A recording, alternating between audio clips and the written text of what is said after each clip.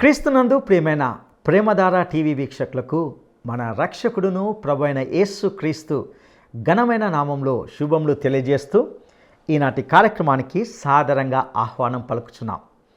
ఈరోజు మన ధ్యాన భాగంగా లూకా సువార్త 15వ అధ్యాయాన్ని ధ్యానించుకోబోతున్నాం. ఈ అధ్యాయంలో మనము తప్పిపోయిన గొర్రె, తప్పిపోయిన నాణెము, తప్పిపోయిన కుమారుడు అనే 3 ఉపమానాలను గూర్చి చూడబోతున్నాం.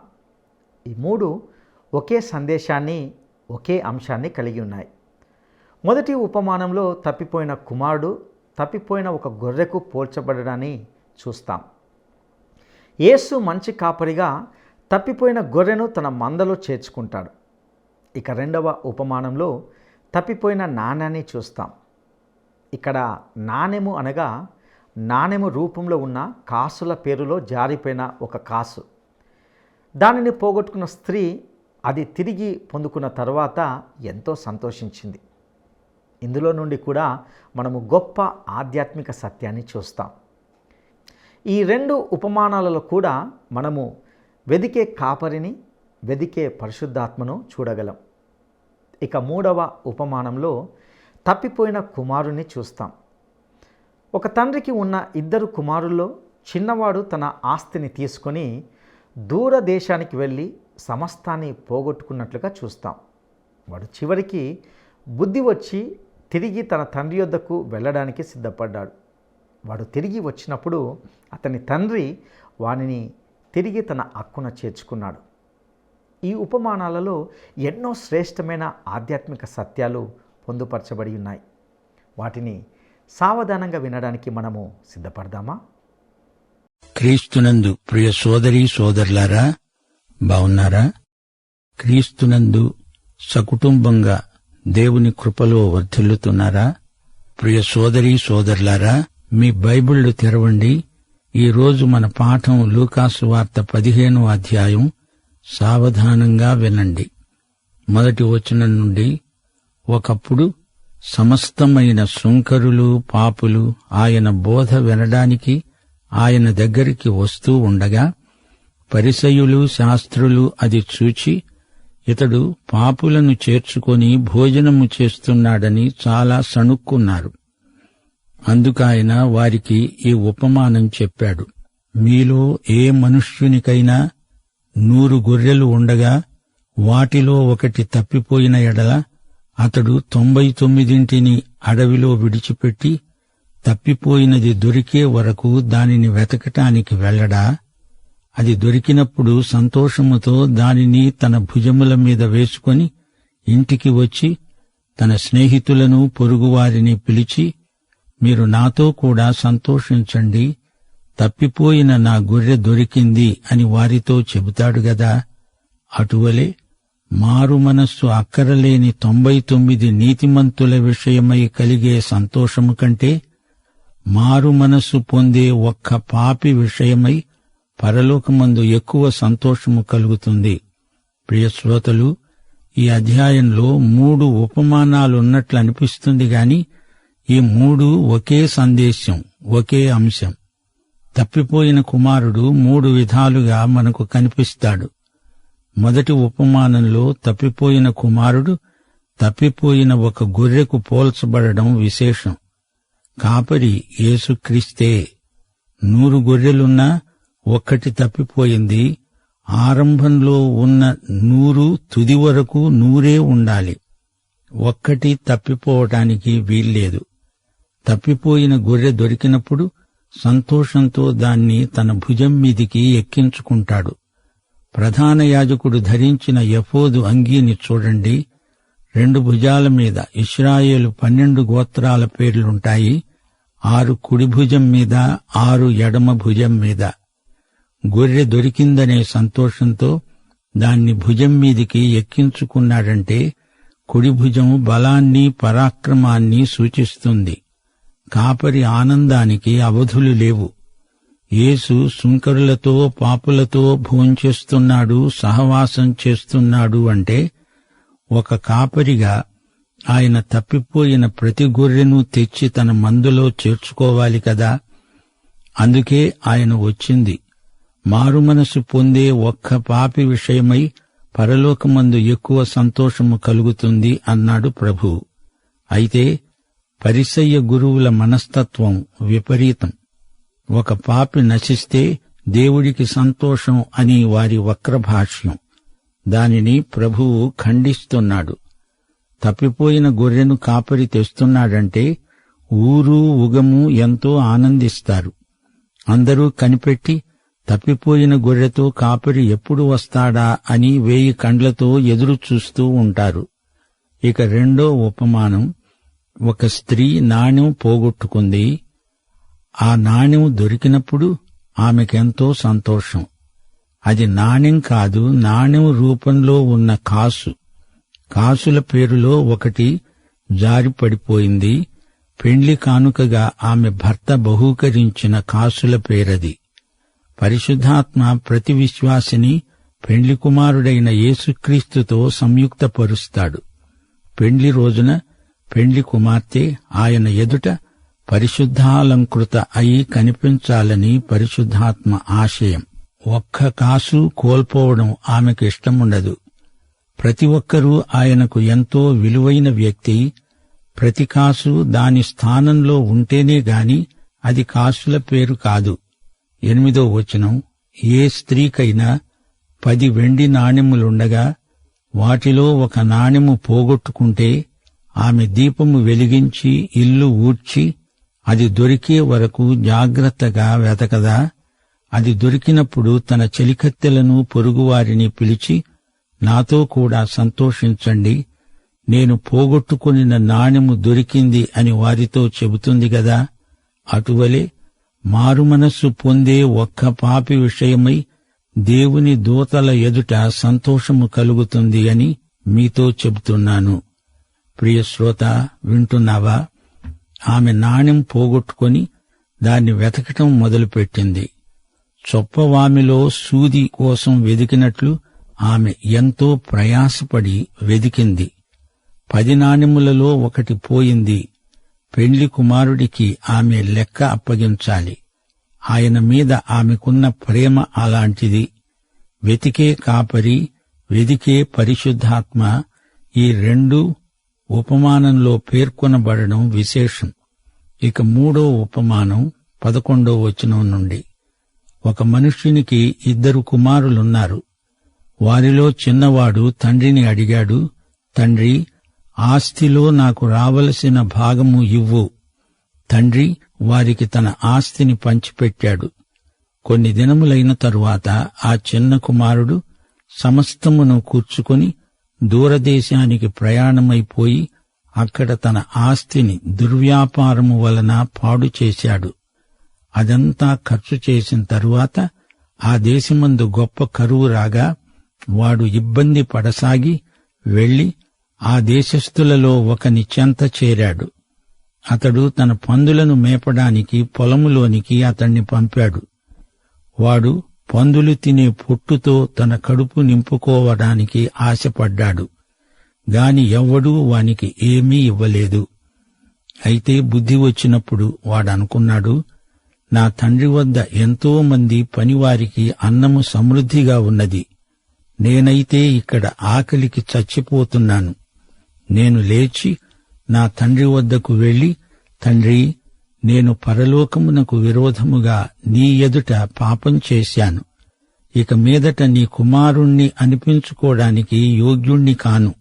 నన్ను నీ కూలివారిలో ఒకణ్ణిగా పెట్టుకో అని ఆయనతో చెబుతాను. ఈ విధంగా అనుకొని అతడు లేచి తండ్రి వద్దకు వచ్చాడు. వాడు ఇంకా దూరముగా ఉన్నప్పుడు తండ్రి వానిని చూచి కనికరపడి పరిగెత్తి వాని మెడమీద పడి ముద్దు పెట్టుకున్నాడు. అప్పుడు ఆ కుమారుడు ఆయనతో అన్నాడు, తండ్రి, నేను పరలోకమునకు విరోధముగా నీ ఎదట పాపం చేశాను. ఇక మీదట నీ కుమారుడను అనిపించుకోవడానికి యోగ్యుడను కాను. అయితే తండ్రి తన దాసులను చూచి అన్నాడు, ప్రశస్త వస్త్రము త్వరగా తెచ్చి వీనికి కట్టి, వీనికి చేతి ఉంగరము పెట్టి, పాదాలకు చెప్పులు తొడిగించండి. కొవ్విన దూడను తెచ్చి వధించండి. మనము తిని సంతోషపడుదాము. ఈ నా కుమారుడు చనిపోయి మరల బ్రతికాడు, తప్పిపోయి దొరికాడు. అంతట వారు సంతోషపడసాగారు. శ్రోతలు వింటున్నారా? అది ఒక కుటుంబం. తండ్రి ఈ ఉపమానంలో మొట్టమొదట పేర్కొనబడ్డాడు. తండ్రి మన పరలోకపు తండ్రి, దేవుడు. ఆయనకు 2 కుమారులున్నారు. చాలామంది కుమారులున్నారు. వారిని 2 వర్గాలుగా విభజించి చిన్నవాణ్ణి ఒక గుంపుకు ప్రతినిధిగా, పెద్దవాణ్ణి మరో గుంపునకు ప్రతినిధిగా చూపుతున్నాడు. తండ్రి, అతని 2 కుమారులు ఈ ఉపమానంలో ప్రధాన వ్యక్తులు. ప్రేమ, ఆనందం, సహవాసం ఆ కుటుంబంలో ఉన్నాయి. అయితే చిన్న కొడుకు ఎందుకో ఎదురు తిరిగాడు. ఈ క్రమశిక్షణ నాకు వద్దు, నాకు స్వేచ్ఛ కావాలి, దూరాన కొండలు నున్నగా ఉన్నాయి, అక్కడ హాయిగా నా ఇష్టం వచ్చినట్లు బ్రతకొచ్చు అనుకున్నాడు. తండ్రితో వివాదం పెట్టుకున్నాడు. నా భాగం నాకిచ్చెయ్యి, వెళ్ళిపోతా అంటున్నాడు. తండ్రి ఇచ్చేశాడు. చిన్నవాడి చేతికి ఎంతో డబ్బు వచ్చింది. అతడు కష్టపడి సంపాదించిన డబ్బు కాదది, అంతా తండ్రి ఇచ్చిందే. అది స్వార్జితం కాదు, పిత్రార్జితం. అదంతా తీసుకొని అతడు దూరదేశానికి ప్రయాణమై వెళ్ళాడు. ఈ యువకుడు తన ఇష్టం వచ్చినట్లు బతికాడు. తనకున్నదంతా దుర్వ్యయం చేశాడు. డబ్బుతో కొనగలిగినవి కొన్నాడు, తినగలిగినవి తిన్నాడు. దుర్వ్యసనాలకు అంతా ఖర్చు చేశాడు. పాపభోగములన్నీ అనుభవించాడు. దూరదేశంలో తన తండ్రికి, పరలోకానికి ఎంతో దూరమైపోయాడు. అతడేం చేశాడో వాని దినచర్యలు దేవుడు ఇక్కడ రాయించలేదు. అతడేమి చేసి ఉంటాడో ఎవరైనా ఊహించగలరు. అయితే ఒక రోజు వచ్చింది. చేతిలో చిల్లిగవ్వ కూడా లేదు. అంతా ఖర్చయిపోయింది. అతని బతుకు దివాలా తీసింది. ఆర్థికంగా దరిద్రుడయ్యాడు. అతడున్న దేశం ఎలాంటిది, వాతావరణం ఎలాంటిది? అది దేవునికి, ఆయన బిడ్డలకు, దేవుని వాక్యానికి, ఆరాధనకు, ప్రార్థనకు దూరంగా ఉన్న దేశం. దేవుని ప్రేమకు, దేవుని కృపకు ఎంతో దూరం. దేవుని సన్నిధికి దూరం. ప్రియశ్రోత, నీవు దేవునికి దూరంగా ఉన్నావా, దగ్గరగా ఉన్నావా? దేవుడు నీకు దగ్గరగా ఉన్నాడు, కాని నీవే దూరం అయిపోయావేమో ఒక్కసారి ఆత్మ పరీక్ష చేసి చూచుకో. అత్యున్నత సింహాసనముపై ఆసీనుడవైన నా దేవా, అత్యంత ప్రేమా స్వరూపివి నీవే, ఆరాధింతుము నిన్నే. అత్యున్నత సింహాసనముపై ఆసీనుడ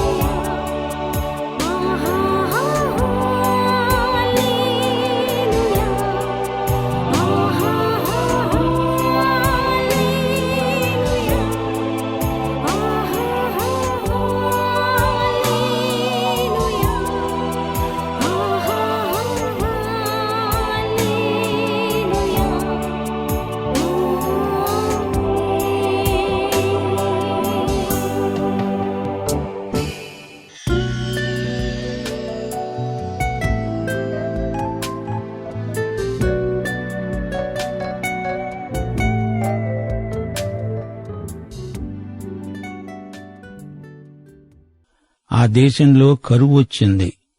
ఈ యువకునికి ఏం చెయ్యాలో తోచటం లేదు.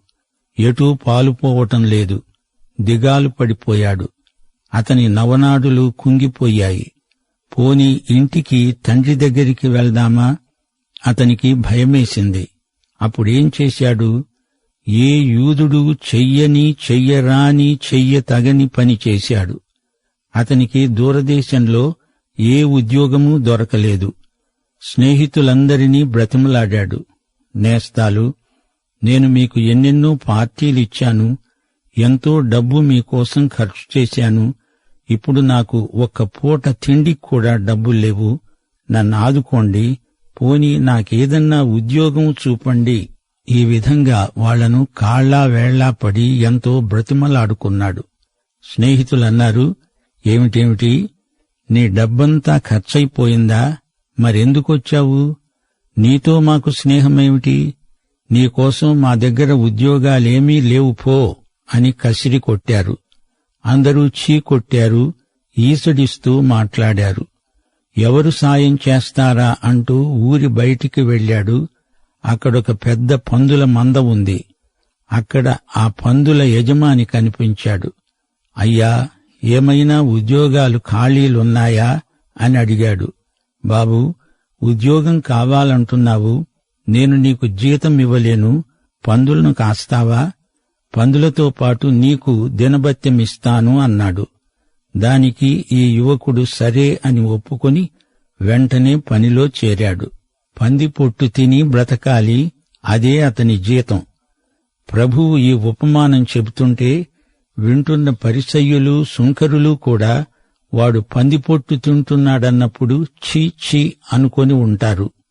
ఒక యూదుడు, ఇశ్రాయేలీయుడు పందులతో బతికే హీనస్థితికి దిగజారడం ఎవరూ ఊహించలేరు. మోషే ధర్మశాస్త్రం ప్రకారం పంది నిషిద్ధ జంతువు. ఈ యువకుడు ఎంత నీచస్థితికి దిగజారాడో చూడండి. శ్రోతలు వింటున్నారా? ఒక పాపి రక్షణ పొందే విషయం కాదిది. ఇతడు తన తండ్రితో జీవించినప్పుడు అతడు కుమారుడు, పాపికాడు. దూరదేశానికి వెళ్లాడు, అయినా అతడు కుమారుడే. అతడు పందుల మధ్య ఉన్నాడు గాని అతడు కుమారుడే. అతడు పంది కాడు అని ఇట్టే గుర్తించగలం. అతడు తండ్రికి కుమారుడు కాకుండా పోడు, కాని అతడిప్పుడు తప్పిపోయిన కుమారుడు, భ్రష్టుడైన కుమారుడు. ఈ ఉపమానంలో తండ్రి హృదయం ఎలాంటిదో చూపబడింది. దేవుడు పాపిని రక్షిస్తాడు, నిజమే. దేవుడు తప్పిపోయిన కుమారుడు వస్తే చేర్చుకుంటాడు కూడా. ఇదే సత్యాన్ని ఈ ఉపమానం మనకు బోధిస్తున్నది. పందిపొట్టు తింటున్న అతనికి ఎవ్వడూ ఏమీ ఇవ్వలేదు. దూరదేశంలో అతనికి నమ్మకమైన స్నేహితుడు ఒక్కడూ లేడు. ఎవడూ అతనికి ఏమీ ఇవ్వలేదు. పందుల మధ్య ఉన్న ఈ వ్యక్తి తండ్రికి దూరం, అందరికీ దూరం. ఇంతవరకు తనకు స్నేహితులుగా నటించిన వారు కూడా దూరం. ప్రియ శ్రోతలు వింటున్నారా? అతనికి ఒకరోజు బుద్ధి వచ్చింది. తన నిజస్థితిని అతడు చూడగలిగాడు. తనను తానే కనుగొన్నాడు. తనకు తానే బుద్ధి చెప్పుకుంటున్నాడు. అదే బుద్ధి రావటమంటే. నాకు తండ్రి ఉన్నాడు, ఆయన కుమారుణ్ణి నేను. బుద్ధి గడ్డి తిని దూరదేశానికి వచ్చాను. దూరం నుంచి చూచినప్పుడు ఇది మంచి దేశమనిపించింది. ఇది పాడు దేశం. నేను పాడైపోయాను. నా డబ్బు, నా ఆరోగ్యము, నా తలాంతులు అన్నీ పాడు చేసుకున్నాను అంటూ తనలో తానే కుమిలి కునారిల్లిపోయాడు. నా తండ్రి ఇంటిలో సేవకులు ఇప్పుడు నేనున్న స్థితి కంటే ఎంతో బాగా ఉన్నారు. వారు కడుపు నిండా అన్నం తింటున్నారు. నేనిక్కడ ఆకలికి చచ్చిపోతున్నాను. నేను ఆయన కుమారుణ్ణి. ఎందుకిక్కడ ఉన్నాను? ఇది నా స్థలం కాదు. ఇది నేను చెయ్యదగిన పని కాదు. ఇలా ఆలోచిస్తూ ఉండగా అతనికి పూర్తిగా బుద్ధి వచ్చింది. ఇప్పుడు తెలివైన తీర్మానం చేసుకున్నాడు. తండ్రి దగ్గరికి వెళ్లిపోవడానికి బయలుదేరాడు. ప్రయాణం ఆరంభించాడు. తన తండ్రి ఇంట్లో అనేక నివాసములున్నాయి. నా తండ్రి హృదయాన్ని నేనెంతో గాయపరిచాను. నా తండ్రి నన్ను క్షమిస్తాడా? పోని తనను కూలివారిలో ఒకనిగానైనా పెట్టుకోకపోతాడా అనుకుంటూ నడుస్తున్నాడు. ప్రియ శ్రోత, నిన్నొక ప్రశ్న అడగాలి. ఒకసారి రక్షించబడితే ఎప్పటికీ రక్షించబడ్డట్లేనా? అవును, రక్షణ తాత్కాలికం కాదు, శాశ్వత రక్షణ. రక్షించబడిన వ్యక్తి పాపంలో పడిపోగలడా? అవును, పడిపోగలడు. సరే, రక్షించబడిన వ్యక్తి పాపములో కొనసాగగలడా? కొనసాగలేడు. ఎందుకనగా అక్కడ తండ్రి నీకోసం నిరీక్షిస్తున్నాడు, కనిపెట్టి చూస్తున్నాడు. తండ్రి అనుకుంటున్నాడు, నా కుమారులందరూ నా దగ్గరికి వస్తారు. నా కుమారులు పందుల కొట్టంలో అట్టే కాలం ఉండలేరు. నా కుమారులలో నా స్వభావం ఉంది. పందుల స్వభావం నా కుమారులకు, నా కుమార్తెలకు గిట్టదు. నా ఇంటిలోనే వారికి ఆనందం, పందుల కొట్టంలో కాదు. నాతోనే నా బిడ్డలకు సహవాసం, పందులతో కాదు. నా కుమారుడు పందుల మధ్య ఎంతకాలమున్నా, ఎంత కంపు అంటించుకున్నా, ఎంత నీచానికి దిగజారినా ఒకరోజు బుద్ధి తెచ్చుకుంటాడు. తండ్రి ఇంటికి వెళ్లిపోతాను అనే బుద్ధి వచ్చి తీరుతుంది. పందులు నా దగ్గరికి రావు, నా కుమారులు నా దగ్గరికి వస్తారు, తప్పక వస్తారు. తండ్రి యొక్క సంకల్పం కుమారులపై ఒత్తిడి చేస్తుంది. ఇది నిజం. ప్రియ శ్రోత, నీవెక్కడున్నావు? నీ తండ్రి నీ రక్షకుడు, నీ విమోచకుడు. పరిశుద్ధాత్మ నిన్ను బలవంతం చేయటం లేదా? ఉన్నపాటున వచ్చెయ్యి. దేవుడు నిన్ను దీవించునుగాక. ప్రియ శ్రోత, మోషే ధర్మశాస్త్రం అవిధేయులైన కుమారులను రాళ్లతో కొట్టి చంపమంటుంది గాని ఇక్కడ తండ్రి తన కుమారుణ్ణి శిక్షించలేదు, ప్రేమతో కావిలించుకొని ముద్దు పెట్టుకున్నాడు. కుమారుణ్ణి ఉన్నపాటున అంగీకరించాడు. పందికంపు కొడుతున్నా అతన్ని ప్రేమతో ముద్దెట్టుకున్నాడు. దారి పొడుగునా తండ్రికి ఏం చెప్పాలా అని ఆలోచించిన మాటలు చెబుతున్నాడు. నీ కుమారుణ్ణి అనిపించుకోవడానికి తగను. ఆ తరువాత మాటను తండ్రి అతని నోట రానివ్వలేదు. కూలివాడివి ఎలా అవుతావు? నీవు కుమారుడివి. అవును, నా కుమారుడివి. నేను నీ తండ్రిని. 1 యోహాను 1:9 మన పాపములను మనము ఒప్పుకొనిన ఎడల ఆయన నమ్మదగినవాడు, నీతిమంతుడు గనుక ఆయన మన పాపములను క్షమించి సమస్త దుర్నీతి నుండి మనలను పవిత్రులనుగా చేస్తాడు. తిరిగి వచ్చిన కుమారునికి ప్రశస్త వస్త్రాలు కట్టబెట్టారు. దానికి ముందు స్నానం చేయించారు. నడుముకు తువాలు కట్టుకున్న ప్రభు తన వద్దకు వచ్చిన వారిని కడగటానికి సిద్ధంగా ఉన్నాడు. దూరదేశం నుంచి వస్తున్నావు, నిన్నాయన కడిగి శుద్ధి చేస్తాడు. నీతి వస్త్రం నీకిస్తాడు. ఉంగరం నీ వేలికి పెట్టి నీకు అధికారమిస్తాడు. పరలోకంలో తండ్రి కుడిపార్శ్వమున ఉన్న ప్రభు ఈ రోజు వరకు తన ఆత్మ ద్వారా ఈ పరిచర్య చేస్తూనే ఉన్నాడు. ఆయన నిన్ను కడుగుతాడు. ఆయన నిన్ను క్షమిస్తాడు, చేర్చుకుంటాడు. సరే, ఇప్పుడు మరో తప్పిపోయిన కుమారుడున్నాడు. ఇతడు పెద్ద కొడుకు. అతడు అప్పుడు పొలంలో ఉన్నాడు. పొలము నుండి వస్తూ ఇంటి దగ్గరికి రాగా వాద్యములు, నాట్యము జరగటం విని దాసులలో ఒకణ్ణి పిలిచి, ఇవి ఏమిటి అని అడుగగా ఆ దాసుడు అతనితో, నీ తమ్ముడు వచ్చాడు. అతడు తన వద్దకు సురక్షితముగా వచ్చినందున నీ తండ్రి కొవ్విన దూడను వధించాడు అన్నాడు. అయితే అతడు కోపపడి లోపలికి వెళ్లడానికి ఇష్టపడలేదు గనుక అతని తండ్రి వెలుపలికి వచ్చి లోపలికి రమ్మని బతిమాలుకున్నాడు.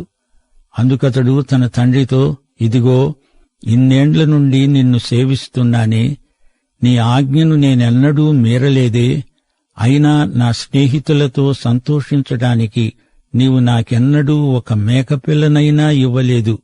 అయితే నీ ఆస్తిని వేశ్యలతో తినివేసిన ఈ నీ కుమారుడు రాగానే వీని కోసం కొవ్విన దూడను వధించావు అన్నాడు. అందుకతడు, కుమారుడా, నీవెల్లప్పుడూ నాతో కూడా ఉన్నావు. నావన్నీ నీవి. మనం సంతోషపడి ఆనందించడము యుక్తమే. ఈ నీ తమ్ముడు చనిపోయి తిరిగి బ్రతికాడు, తప్పిపోయి దొరికాడు. ప్రియశ్రోత, నీవు ప్రభువుకు దొరికావా? పాఠం ఇంతటితో సమాప్తం. ప్రభువైన యేసుక్రీస్తు వారి కృప, తండ్రి అయిన దేవుని ప్రేమ, పరిశుద్ధాత్మ యొక్క నిత్య సహవాసము మనకందరికీ తోడై ఉండునుగాక. ఆమేన్. ప్రియులారా, మనము లూకా సువార్త 15వ అధ్యాయంలో తప్పిపోయిన గొర్రె, తప్పిపోయిన నాణెము, తప్పిపోయిన కుమారుడు అనే 3 ఉపమానాలను గురించి గమనించాం. అన్ని ఉపమానాలలో కూడా తప్పిపోయిన కుమారుడే 3 విధాలుగా మనకు కనిపిస్తాడు. మొదటి ఉపమానంలో తప్పిపోయిన కుమారుడు తప్పిపోయిన ఒక గొర్రెకు పోల్చబడ్డాడు. తప్పిపోయిన గొర్రె దొరికినప్పుడు కాపరి సంతోషంతో దాన్ని తన భుజం మీదికి ఎక్కించుకుంటాడు. యేసు ఒక మంచి కాపరిగా తప్పిపోయిన గొర్రెను తన మందలో చేర్చుకున్నాడు. ఇక రెండవ ఉపమానంలో తప్పిపోయిన నాణ్యాన్ని చూశాం. ఇక్కడ దాన్ని పోగొట్టుకున్న స్త్రీ అది తిరిగి దొరికిన తర్వాత ఎంతో సంతోషించింది. ఇక మూడవ ఉపమానంలో తప్పిపోయిన కుమారుని చూశాం. ఒక తండ్రికి ఉన్న 2 కుమారుల్లో చిన్నవాడు తన ఆస్తిని తీసుకొని దూర దేశానికి వెళ్ళి సమస్తాన్ని పోగొట్టుకున్నట్లుగా చూశాం. వాడు చివరికి బుద్ధి వచ్చినప్పుడు తిరిగి తన తండ్రి యొద్దకు వెళ్ళడానికి సిద్ధపడ్డాడు. వాడు తిరిగి వచ్చినప్పుడు అతని తండ్రి వాడిని తిరిగి హక్కున చేర్చుకున్నాడు. ఈ మూడవ ఉపమానంలో చెప్పబడిన తండ్రి పరలోకపు తండ్రిగా మనము గమనించగలం. చిన్న కుమారుని వలె మానవులందరము త్రోవ తప్పి దేవునికి దూరమయ్యాం. ప్రియ సహోదరుడా, సహోదరి, నీవు ఆధ్యాత్మిక వాతావరణానికి, దేవునికి దూరంగా ఉన్నావా? నీవు ఏ పరిస్థితిలో ఉన్నావు? అతనికి బుద్ధి వచ్చినప్పుడు, తండ్రి వద్దకు తిరిగి వచ్చినప్పుడు తండ్రి అతనిని తన హక్కున చేర్చుకున్నాడు. తిరిగి అతడు కుమారుని స్థానాన్ని తిరిగి పొందుకున్నాడు. అటు కృప దేవుడు నీకు నాకు దయచేయునుగాక. దైవాశీస్సులు.